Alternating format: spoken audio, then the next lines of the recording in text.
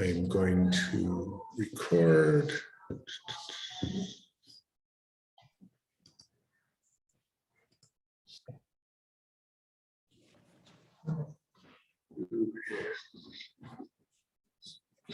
I'm going to record.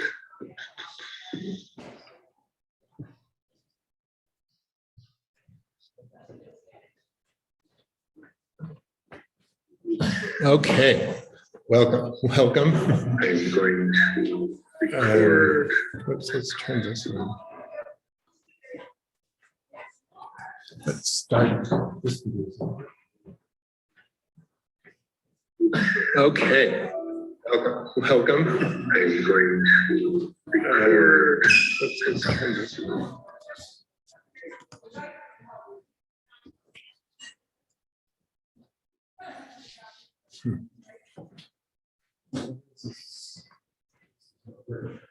Sorry, 1 second.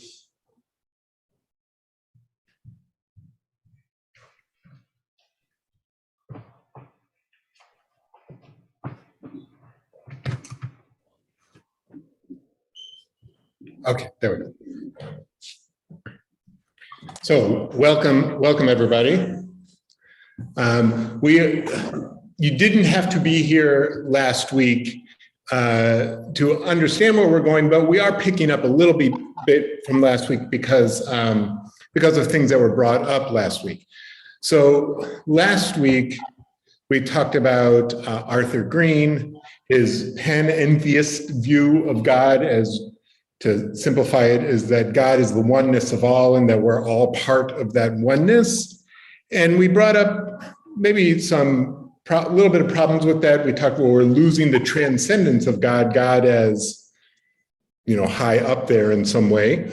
And so with that, after reading Arthur Green, we looked at Avinu Malkeinu and what does this word Avinu and what does Malkeinu mean? And we talked about it as being Avinu is the parent, the one who's close by, and Malkeinu is the one who is up there in some way. And then we complicated that a little bit. So I thought this week we should look at a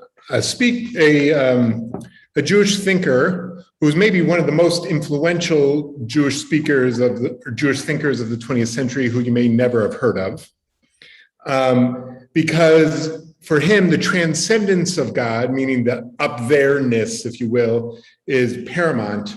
But we're going to talk about what it means, because it's not exactly up there, old man in the sky, or a literal old man in the sky. We'll see what it is. So this week, we're going to read Hermann Cohen, who was a late 19th, early 20th century philosopher in Germany. I'll give you a little bit of background. He comes from, at that time, it was the eastern part of the German Empire. Now it's part of Poland. He had a traditional Jewish background. He started in rabbinical school, but then left and went to university and became a philosopher. It was not common at his time for a Jew to be a professor in a university, and he was, and a very well-known professor, and really started a philosophical school after him called Neo-Kantianism. He brought Kant back into the mainstream in the German-speaking world. But towards the end of his life, he started writing much more about Jewish issues, Jewish thought, and he retired from the University of Marburg, and moved to Berlin and taught at the Liberal Rabbinical Seminary in Berlin. And he died during World War I. Maybe the most famous Jew in Germany of his time. So I want to look at. There's a book came out, years ago, called Reason and Hope: Selections from the Jewish Writings of Hermann Cohen. I'm going to share the screen with that, or with what I want to read from that. And we're going to see what he means by transcendence, okay? So some snippets of this article that I want to read called The Transcendent God, Archetype of Morality. Okay. So why don't one of you start reading here with me? Go ahead, Paul, you want to go. And this was written, 100-something years ago, early 20th century. The educated layman rejects the concept of God, mainly because he takes exception to the notion of divine transcendence.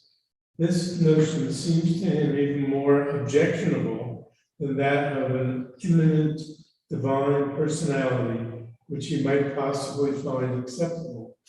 But what actually is meant by transcendence? Okay, so stop here. I'm assuming, let's assume, like he did 100 years ago, let's say, or 120 years ago, that most educated laymen, as he said, but let's say sophisticated people don't believe in God because they don't believe in the God they thought they were supposed to believe in, right? The being up there. Now, if they do believe in God, he's saying what they believe in is maybe some kind of immanence, some kind of what we talked about last week, some kind of pantheism, if you will. Pantheism means that we are all part of God, to simplify it, right? That God is like the forces of nature, or God is, the universe, okay? But he's going to say, no, that's not actually what transcendence means. I'm going to give you another definition, and then we'll see if we like this, okay? You with me? You with me at home? All right. Okay, good. Let's skip down to the paragraph where it says, our prophets were not philosophers. Our prophets were not philosophers, but the spirituality of God had to be their guiding principle if they wished to establish the concept of unity as genuinely distinct from that of plurality.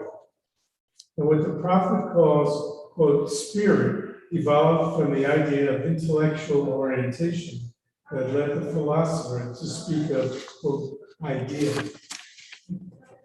Keep going. That aspect of being which the prophet tries to distinguish from any physical form is in the terminology of the philosopher called transcendence. Okay, so let me define terms a little bit.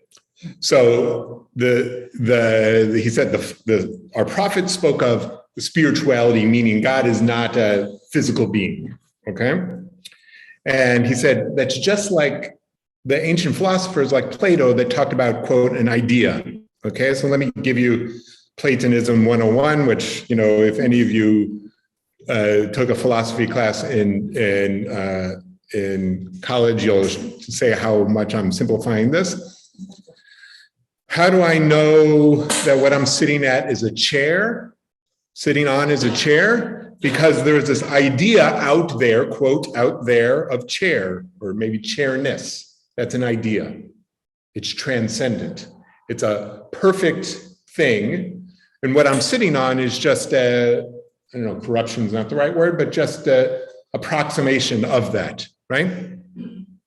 For a philosopher like Plato, there's the idea of truth, the idea of justice, the idea of goodness.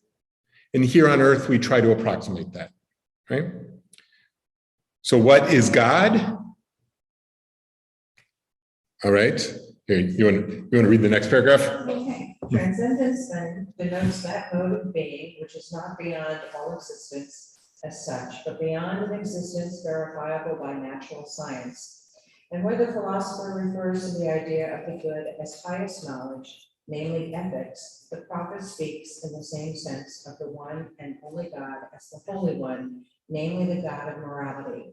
The same tendency is expressed in our tradition's basic precept that we can know God's essence only through his 13 attributes, which are moral attributes, and that hence we can conceive of him only as we conceive of the idea of the good. Okay, so the philosophers might call it the idea of the good. What do we Jews call it? What do we Jews call this idea? God. right? Take away one O and capitalize the G. Okay? This is the simple, profound, true meaning of God's transcendence. God is in truth beyond me, for he is the Holy One, the archetype of all human morality. This archetype serves not merely as an exemplar, rather it represents the ground of all law and is as such the basis of both morality and natural science. Only when one denies moral law can one deny God. But once one accepts the existence of a natural law, one cannot be a skeptic concerning moral law. So if you believe that there's something called morality, that is what you mean when you talk about God. I'm simplifying a bit, right? Okay. Something called morality with a capital M, and maybe we can argue about what that is a little bit. We're just humans, but I think he's saying that is what it means that God is transcendent. Okay. Comments, questions, concerns from those at home? Go ahead, Nancy. Nancy, you're going to. Well, I was just thinking of that old, like how could bad things happen to good people? That whole, how could God have let the Holocaust happen? That's not a God of morality in many people's views, but. Right, but this guy, but so Cohen's God here is not a thing that does stuff in the world. Right. It's a transcendent. It's a standard. Right. It's a transcendent. He's not saying God's not real. It's right? Ideal. It's ideal, yes. It's a transcendent ideal, and therefore, when we are not striving to live up to that transcendent ideal, that's where evil comes from. Yeah. Right? Okay. I'm not saying you have to buy this or like this or even do this, but this is very, very influential on a lot of Jewish thought. Okay. And it makes sense with us striving to be towards something that we could never probably attain perfectly. Mm-hmm. Mm-hmm. Yeah. Right. And he would say what we talked about last week with Arthur Green's Panentheism. He would say, well, it's actually just so what's the difference between Panentheism and Pantheism? Okay. Last week we talked about Arthur Green said the oneness of the universe is a part of God, but yet God still kind of transcends in some way. And I think Cohen would say, well, there's not much difference between that and just saying that God is just the universe. And when you say that, on the next page, on page 59, I underline, yet to criticize pantheism as atheism, he's saying that misses the mark. It would be more correct to define it as amorality, for it actually cancels out morality by reducing it to the level of physiology, right? So what is he saying? That if we're all just part of God, that means what is all our physicalness, everything in the universe, what is what is right. And that's amoral. There's no striving for something that ought to be, right? You get what I'm saying? I don't agree with it. Okay. So if what is what is right, or what is what is good, that would say we're not, I'll take it to an extreme. Stalin says the Soviet Union is the workers' paradise, right? Hitler said, that the white Aryan nation is, paradise. And when we say something is what it should be, that's where actual evil comes in, right? We're always striving for the way things ought to be. Okay, and that's the transcendent idea of God. Okay, let me see.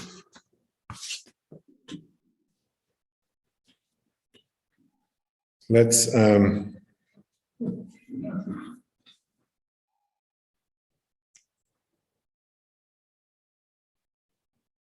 right, let's kind of skip ahead to you could read this all at home, but let's skip to towards the end.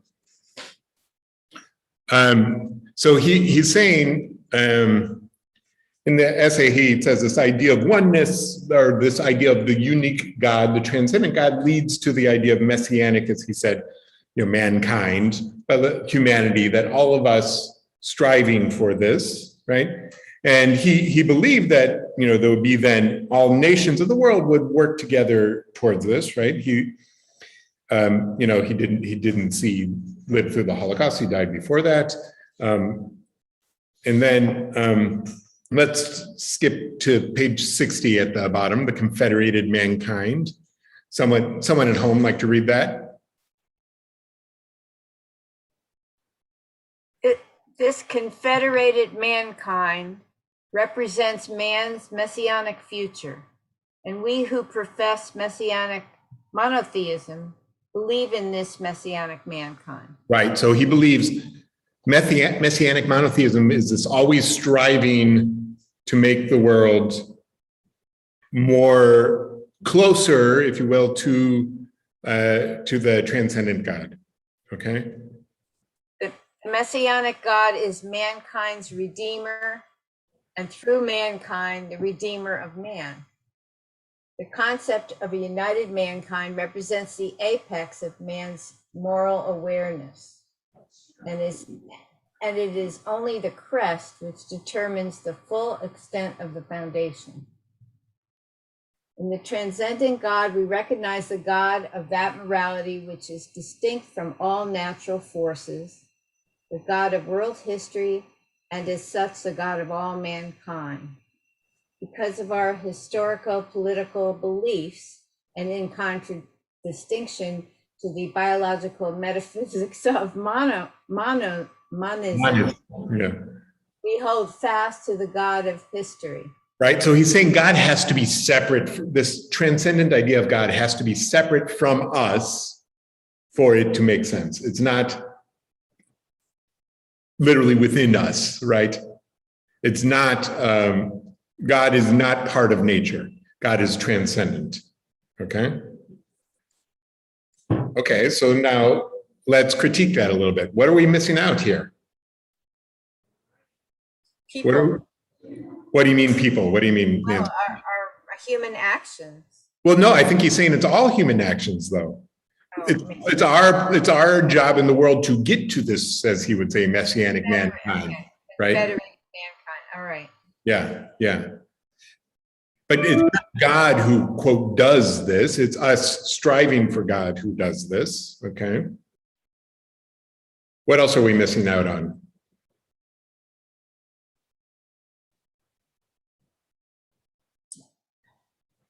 How about presence? Not presents like, gifts, presence. Yeah. Here, Philly, it looks like you're trying to say something, but you're muted.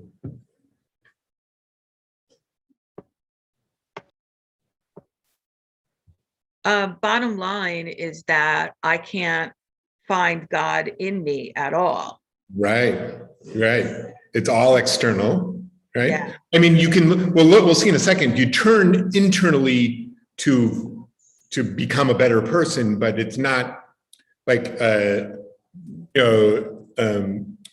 Arthur Green last week would have said that's a turning to God. I think Cohen would say you turn inward to turn outward, right? Okay. We'll see. You turn inward to connect, right? Maybe, yeah. He's not so big on the religious experience, the experience of what it means to feel God's presence, right? We're missing that. We're missing, how do you pray to this transcendent idea? So we're missing the relationship. We're missing relationship, maybe. I think he would say you're not, but it's not, you don't have, where's the Avinu? Right? Last week we only got the Malkeinu here. Where's the Avinu? Right? Okay. It's like God is a father, God is all knowing. Right, but these are all metaphors again, because this is not a thing up in the sky, right? It's an ideal. Okay. So therefore, let's finish this off, and then we'll talk about the high holiness. Therefore, we must regard pantheism as philosophically immature. God is distinct not from the world, but from nature. The term world implies history, while the term nature comprises everything from planets to single cells. To us, world has come to mean world history. History has extended man's scientific horizon beyond the laws of nature. It is the scientific approach, the philosophical belief, which is methodologically related to science, that takes us beyond the preliminary philosophical stages represented by pantheism and makes us adherents of messianic monotheism. So he says, like science, which steps out of the world, if you will, to observe. Oh. That's what we're called upon to do, like God, right? Huh.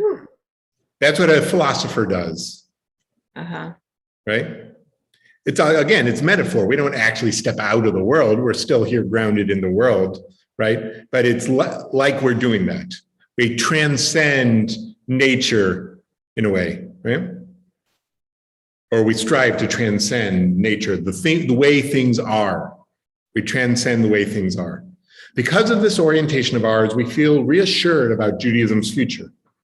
We are confident that the continuous scientific progress of our time will create a climate in which conceptual thinking will gradually replace slogans appealing to superficial and fickle minds, and that it will induce an attitude of reasoned judgment dictated by the heart and nurtured by a piety rooted in historical awareness.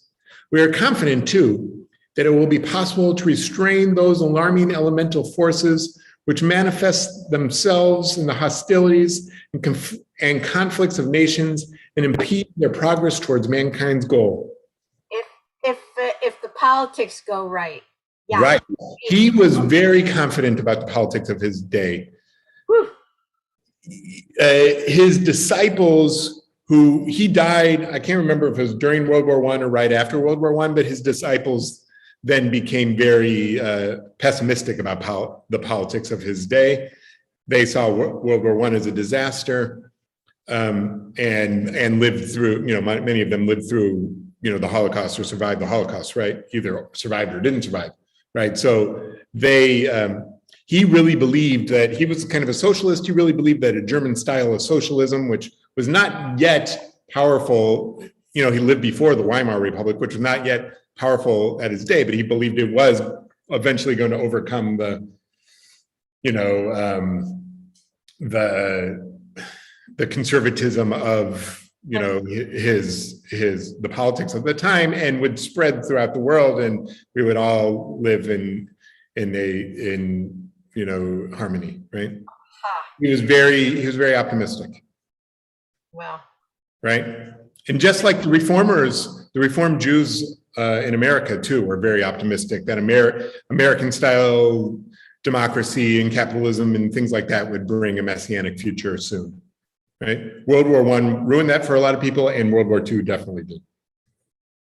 But maybe we need it again. Maybe we need this optimism again. I'm not sure. Okay. No one is able to observe the cultural scene from a scientifically oriented philosophical vantage point, or no one who is able to observe the cultural scene from a scientifically oriented philosophical vantage point can doubt that the correctness and veracity of our views, right? He's got real confidence. But the fact that we need not fear for the future does not free us in any way from our present obligations. Okay. No political, ethical individual must ever think that the task of the present may be safely left to the future. He's saying we're not there yet.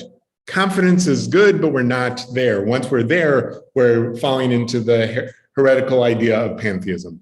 Once we think that we're actually there, right? Then we're saying God is not transcendent. God is here, now, right? Our work is not done. Right. Our work is not done. Good. Okay. Comments, questions? So that was a quick background for us then to talk about how Yom Kippur plays into this. Okay, so what we're going to do is we're going to read about Yom Kippur from his point of view, and then we'll look at some Yom Kippur prayers. Okay? You with me? So he has a very, I think we can see a very optimistic view of humanity, right? As long as we have this transcendent view of God that is guiding us, that is leading us, or, as, the Torah would say, he would read it metaphorically, that God is the pillar of fire, in the wilderness in front of it, the cloud during the day and the pillar of smoke during the day and the fire at night, right? He would say that's, just a metaphor to talk about this transcendent ideal, right? He would say that's what the prophets are doing. They didn't write philosophy, they wrote stories. Okay? All right. Anyway, next week I'm going to bring a very contemporary Jewish thinker, but I think we need this good background here because Hermann Cohen, is like Maimonides. Everybody is responding to Hermann Cohen, kind of. Okay. So here we go. The Day of Atonement. Someone at home read this. Anybody? I can't see it clearly. I'm waiting for cataract surgery. Oh, right. All right. I'm sorry. It's okay. Anybody else? I read it. Okay. Anybody here? You want to? Okay, good. Man has both the capacity and need for reconciliation with God. He has been created with the potential for good, and his every effort must be bent upon accomplishing that good. Yet there is not only good in man, but also evil. Just as there is not only truth in the world, but also falsehood. Man's finite endeavors may be swayed by the influence of evil, and his finite intellect may fall prey to the lures of falsehood. But though he be susceptible to evil and error, for inadequacy and finiteness are part of the human condition, man is not evil by nature, that is, not by divine intent. But inasmuch as human and divine being can never be identical, human nature can be neither entirely good nor entirely true. Even so, goodness and truth constitute man's task as well as his ultimate goal. Though he may indeed go wrong, man is not innately evil. He always remains a creature of God, who is the originator and guarantor of the good on earth. Okay, good. So again, he has to take a swipe at pantheism, that we're not part of God, right? Because that would say that we are entirely good, right? We're not. But we have a hopeful view that we can strive for goodness, right? We're not debased, okay? And like a classical Christian notion is we're born bad, and we need the sacrifice of Jesus to make us reconciled, which doesn't make us totally good, but it makes us reconciled. Judaism sees it differently, right? He's saying here, we are born with good urges and bad urges. This is a classical rabbinic concept, and we need to work on the good urges. Okay, but reconciliation is still in there. And how do you become reconciled to God? Here's the question for him: how do you become reconciled to an idea? If God is this idea, right, up there, how do you become reconciled? You Okay. do your best to follow what the ideal is. Good. You do your best. You continue to follow. And as he said, right, And you study for examples, Good. Try to make them relevant to today. Right. And he said, goodness and truth constitute man's task, right, and goal. We have a goal, we have a task, we have a path, right? And he would say, he was a liberal Jew, but he would say Jewish tradition gives us a path. He would not say it's the only one. He would probably say it's the best one. But he also liked liberal Protestantism of his time. Okay.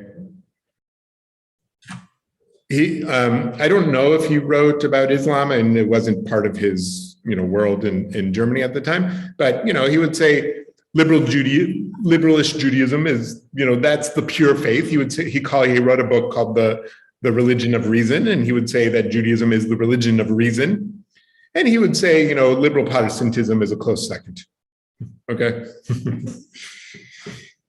But not mystical Christianity or I don't know what you would say about the Catholic Church at the time. Okay.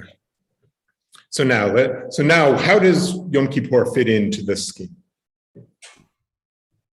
Paul, you want to go? Sure. These are some of the basic. These are some of the basic premises of absolute monotheism. And it is absolute monotheism alone that could have developed the idea of redemption in as pure form as represented by the Day of Atonement, this epitome of Judaism.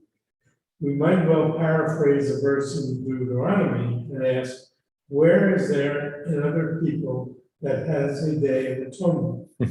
And if any historical proof were still needed to show that the Pharisees are the authentic, if one-sided successors of the prophets, that proof has been provided by the institution of the Day of Atonement.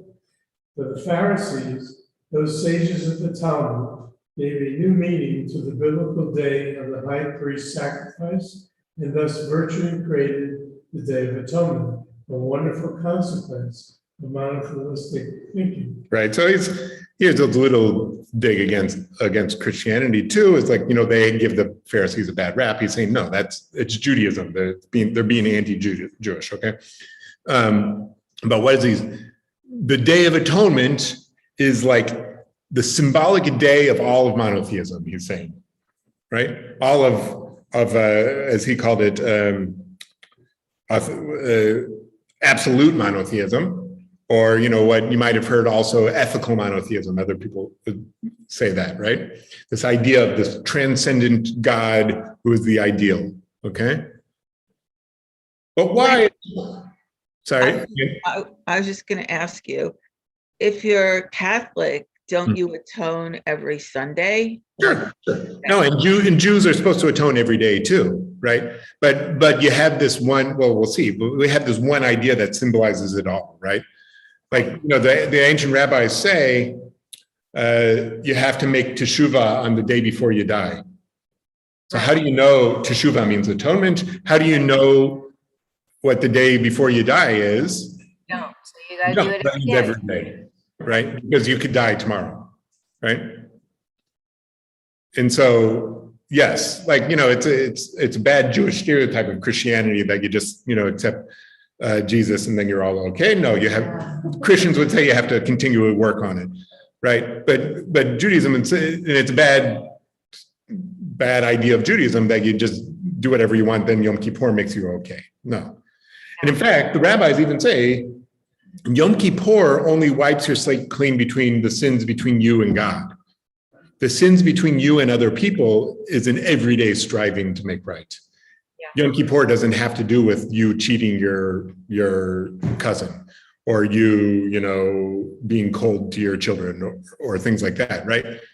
That's every day you have to make teshuvah. Yom Kippur is only about, I don't know, like to be silly. Oh, I want to eat a ham sandwich, or I'm not celebrating Shabbat, or I am, even though our sins between each other also have to do with God. It's only God's part that forgives you on Yom Kippur, not other people, right?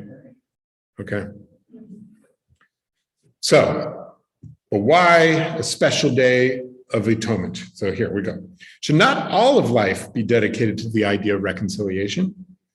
This question can best be answered by a counter question. Why any special celebration at all, or any particular worship service? Should not all of life be a continuous service of God? Why do we need to have communal prayer? If I'm just being a good person all the time, isn't that worship of God? Right? Okay. Nancy, you want to go to the next paragraph?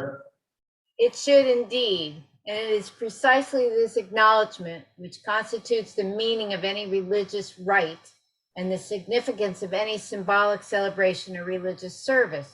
A ritual merely serves as a symbol. It holds an image before man and sets up an ideal for him.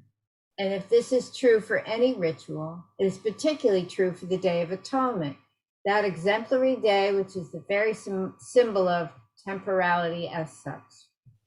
Temporality mean being in time, right? Right. And so we as humans live in time, and we need these rituals to remind us of the transcendent. I think that's what he's saying. What do you think? You think that's what?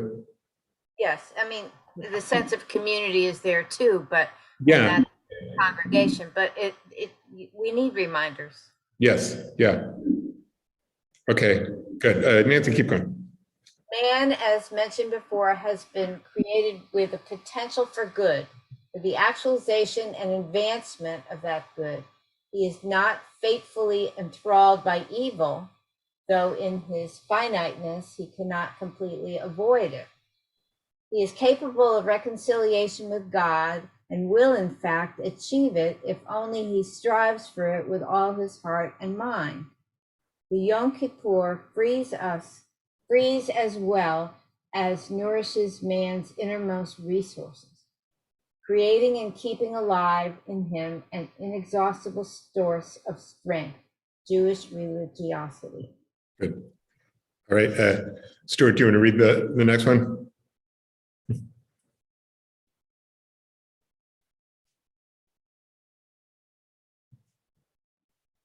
Man strives for reconciliation with God. Could he aspire to anything higher? Since identity with God is a paradoxical notion, reconciliation with him remains only goal because it represents no less than his redemption from the conflict forces within his own nature. Hence, reconciliation is more than a mere redemption from past sins. It overcomes sin or sinfulness by making man realize that the good in him can conquer his evil inclinations. Right. So again, this is not mysticism. We don't believe in a literal union with God, right? Or, as maybe Arthur Green last week would say, is kind of a realization that we're all part of the oneness. He would say, no. That would mean that you're never striving to overcome, right, your sinfulness. And that the idea that we can overcome is the idea of reconciliation, right? Okay. And so it's achievable. It is achievable, but maybe it's not. The striving is achievable, right? The striving, yeah, it's because if you've ever said you've overcome your sin totally, that would mean you're in some way merging with God, which is verboten, as he would say in German, right? Because by saying I have totally overcome, how many cult leaders say things like that, right? Yeah. I am the enlightened one. I have overcome all sin. I have, things like that. That would mean that you are God, and that is wrong, right? But what's achievable is the continually striving and being able to be better, right? That's the reconciliation. Or at least better than you were yesterday, right? I think that's what he's saying. That's a good thing. Yeah. Okay. I see Rita at home. Rita, you're not on. You don't have your picture, but do you want to read? I unmuted myself for you, Rabbi. You want to read? I'll read. Yeah, let's see if I could read it. While reconciliation with God means man's redemption from the sinfulness, which is his alleged nature, it does not mean a redemption from his finiteness, nor from his human fate. Such an interpretation will reflect the errors of pantheism. The do you want me to continue? The monotheistic. I just interrupted. Sorry. Back to his old bugaboo, right? Confusing your finiteness with the infiniteness of God, right? Okay, keep going. Such monotheistic concept of redemption neither belittles nor euphemizes man's. We flip. Sorry. This man. Oh, good. Top of the page, man's this worldly sensate existence. It does not catapult man into beyond that is expected to provide him with some consolation for his otherwise unalleviated suffering, nor does it relieve him from the routine of his everyday existence. In short, it does not exempt him from the here and now of life with its duties and hopes. It merely saves him from the allegations that he is in the unbreakable grip of evil. Or to put it differently, man's redemption from sin in no way signifies a redemption from or suspension of his human condition.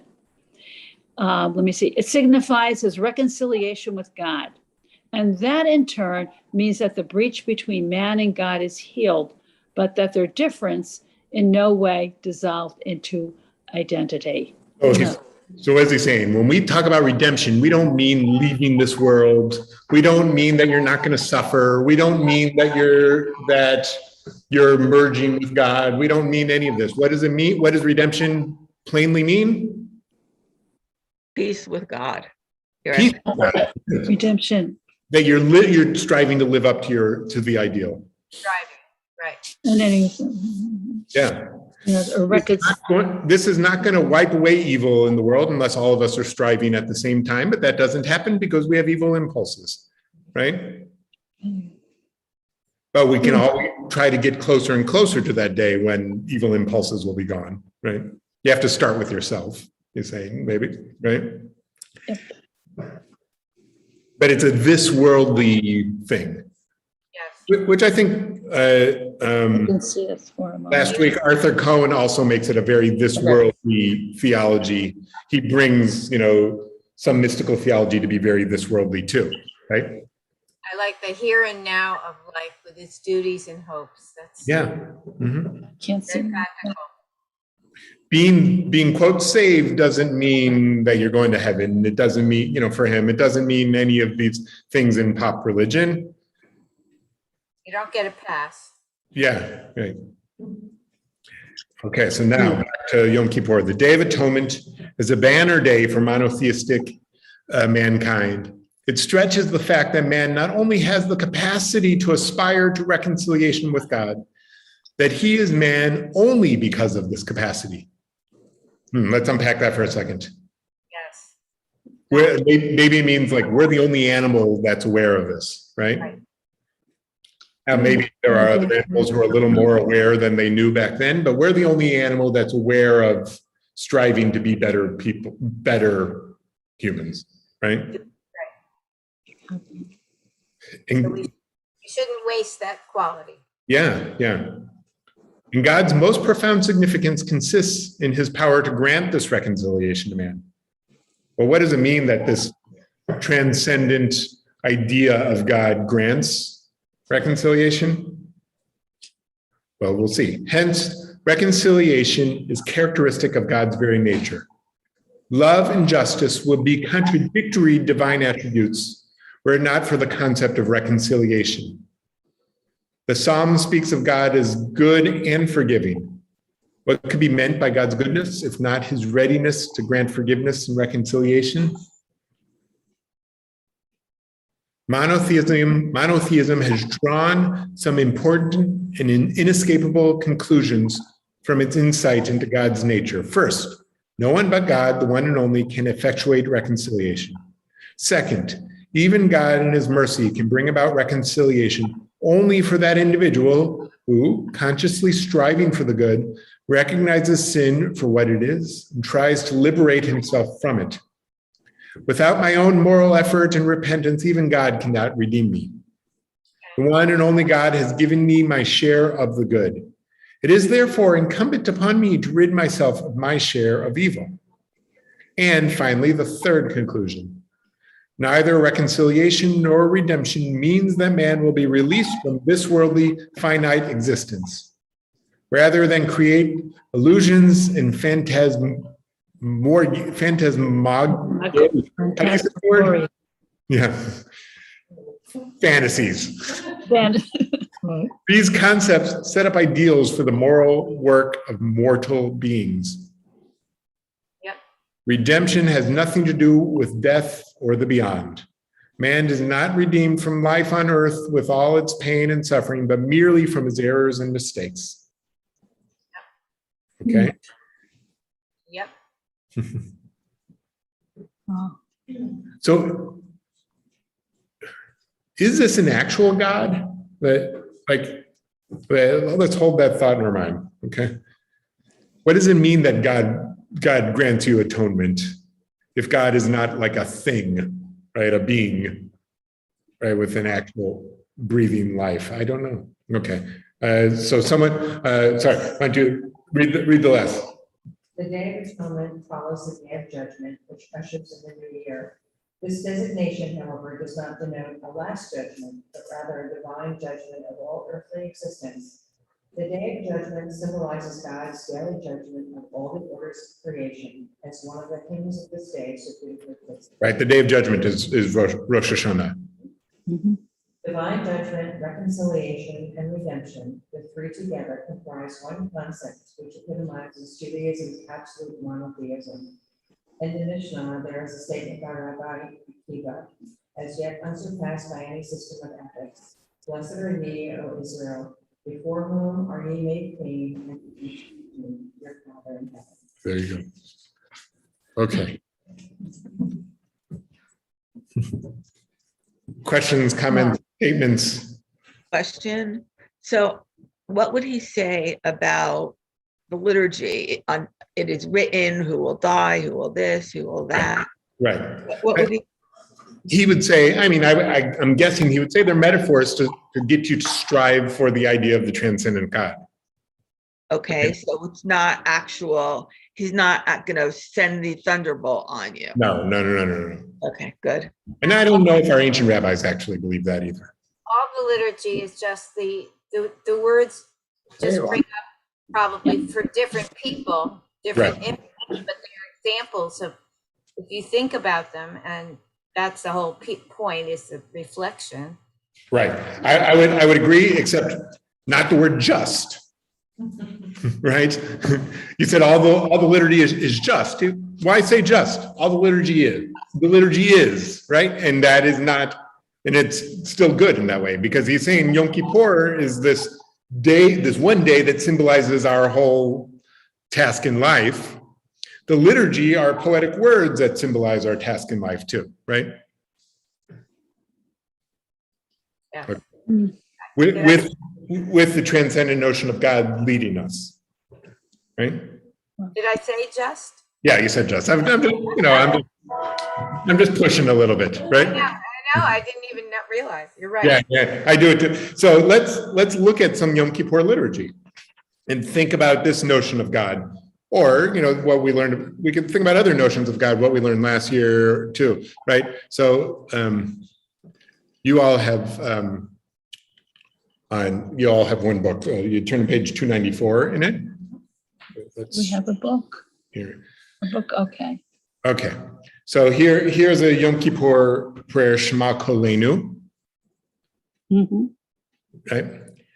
Shema Kolenu Adonai Eloheinu chus v'rachem aleinu v'kabel b'rachamim ratzon et tfilatenu. This is in the vidui section, the confession of sins. So someone read it. Why don't you read the English here? I could even do the Hebrew, but Okay.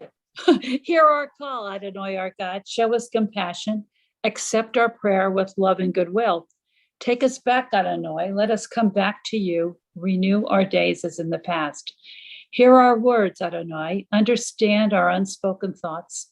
May the speech of our mouth and our heart's quiet prayer be acceptable to you, Adonai, our rock and our redeemer. Do not cast us away from your presence or cut us off from your Holy Spirit. Do not cast us away when we are old. As our strength diminishes, do not forsake us. Do not forsake us, Adonai. Be not far from us, our God. We hope, Adonai, we await you. Surely you, Adonai, our God, you will answer. Okay, so now, how do we read a prayer like this that's all about reconciliation, right? And we just read that essay about reconciliation, but how do we read a prayer like this and think of the God of Hermann Cohen? Because this is a very personal, like, prayer, very personal God that is like someone, I'll say, you can have a relationship with. And like Hermann Cohen would say, well, we have to think about this very metaphorically, right? So are we losing something when we think of that, or are we gaining something? What do you think? It's a combination. Okay. I even though it's a little prosaic, I accept that the idea of the place, position, up, it helps make it more important. And Good. I know God is everywhere, but when I'm praying, I want to think, so you need those metaphors, and you need to like actually conceptualize those metaphors as more you need the prayers to be literal, and you need to like think about them literally for them to drive you towards the more conceptual, you're saying, right? yes, it's a combination. Yeah, okay, good. I'm the opposite, actually. Yeah. I don't like the absoluteness of what I must do so specifically. And I don't like the, let me think. When I view that, I feel like something's going to squash me if I don't do this. And Right. it doesn't relate to me. So are you saying why use these words at all? For me, the words are off-putting. Now, Nancy, you say they're helpful to you.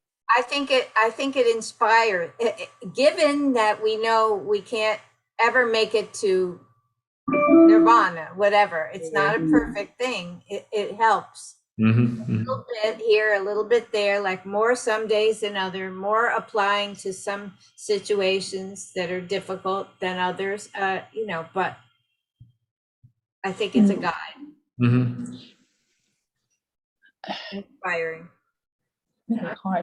Really hard for me, both conceptually, if there is really something or not. For me, it's more like a striving that is there something that, asking for compassion, redeeming me just gives you, I don't know, some sense that perhaps by saying these words, whatever it is, will lead you actually to do the right thing, to be the better person. That's so, after years of hearing those words, right? Good. Yeah, and I think that's part of it. Like, we don't read poetry and think that it's literal something in the world, right? The prayers are not prose. I think I said that last week, right? Or I said something like that, right? They're not a newspaper article, right? No, it's not nonfiction. No. Yeah. That's a prayer that's very similar to something we say in our faith tradition. I'm kind of where Rita is living. I find it as an anchor. An anchor. I find it comforting, striving to be a better person. Good. I think what's giving me a problem is the staticness of it all. It's like I see God as God is a process. Yeah, okay, good. So I don't know. I just bristle at certain rules. Good. So I'm not going to bring Mordecai Kaplan, who I think you would like a lot than Philly. And I think he takes Cohen to another degree and thinks about it in a slightly different way. But then there's also people we could study that actually use the word process. But next year. So let's look at this, the beginning of the short confession, the Vidui Zuta. Eloheinu ve'Elohei avotenu v'imotenu tavo lefanecha tfilatenu. Our God and God of all generations, may our prayers reach your presence. And when we turn to you, do not be indifferent. Adonai, we are arrogant and stubborn, claiming to be blameless and free of sin. In truth, though, we have stumbled and strayed, right? We have done wrong. It's a little stronger here in the Hebrew. It's so don't be different. We are before you and don't want you to be angry, and we say before you, Adonai our God. It's like we say that we're righteous and we haven't sinned, but we have sinned, right? Mm-hmm. Yep. The key word is claiming. We claim, claiming to be blameless, right? Does that tie in with the transcendence of God and what ought to be? Yeah, right. We need to accept that we haven't lived up to the transcendence, right? And then we go into the confession, right? You need to accept, with humility, first you need to accept that we don't live up to what we should be. And we're never going to be able to live up to what we should be, right? We can never be, as it says here, a tzaddik, a saint, a righteous person, totally righteous person. We can't be that. And yet we stand here before you. Right? Yet we're allowed to stand. We can stand up with a traditional Jewish stance. It's having your head bowed a little bit, but not like not like other religions. But you can stand up and say this to God, right? So it's dignity and humility mixed together, acceptance of your sinfulness and striving at the same time, right? Mm-hmm. And then we begin together the Ashamnu, the alphabetical and Hebrew list of sins that we all say together, right? Ashamnu, Bagadnu, Gazalnu, Dibarnu, Dofi, Yadadai, Yadadai, Yadadai.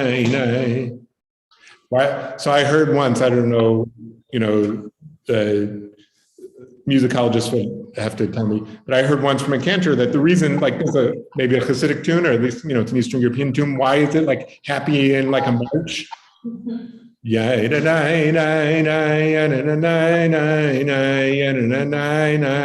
Is because we're confident that God will forgive, right? As long as we're contrite. Someone just put something.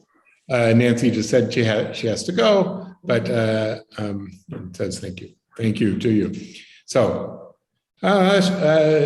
Hevinu v'hishanu zadnu chamasnu tafalnu shaker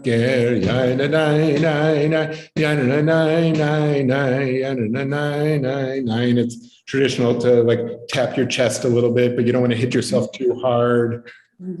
Yatsnu kizavnu latsnu maradnu yatsnu saranu avinu pashanu tsaranu kishinu oref yananai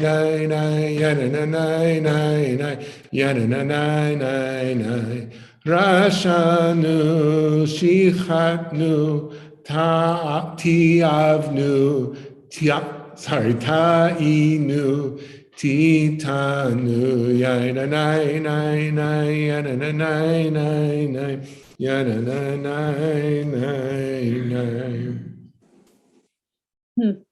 All right, friends.